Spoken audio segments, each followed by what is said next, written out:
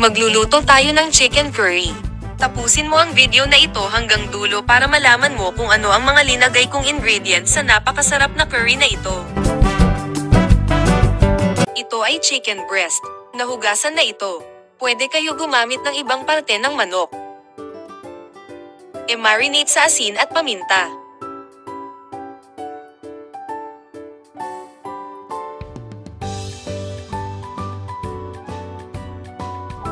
Next ay maglagay ng cooking oil sa kawali. Maggisa ng luya, sibuyas,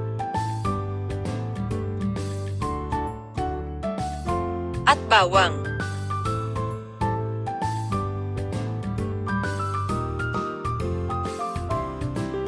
Pagkatapos ay isunod na ilagay ang na-marinate na manok.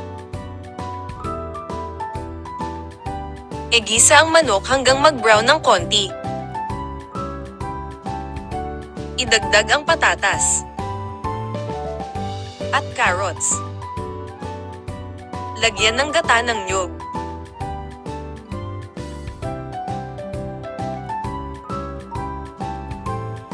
At tubig.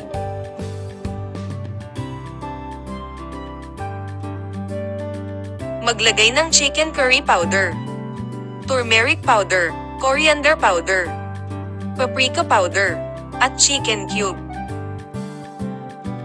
Haluin at takpan ito at lutuin ng 10 minutes.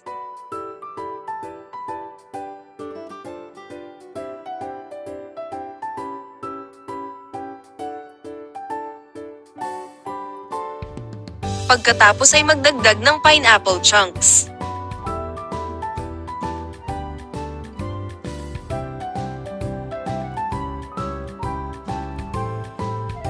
Magdagdag din ng 1 kutsara na soy sauce at tomato paste. At patis para pampalasa. Maglagay depende sa panlasa nyo. Pakuluan ulit ito. Pagluto na ang patatas at pineapple ay idagdag ang bell pepper. At maglagay pa ng kalahating baso ng coconut cream para mas masarap. Lutuin pa ito ng 2 minutes at pwede na i-serve. Perfect i-partner sa kanin. Kung nagustuhan mo ang recipe na ito ay pwede mo i-save at i-share sa mga group chat ng families and friends mo. Salamat po sa pagnood. See you sa susunod kong upload.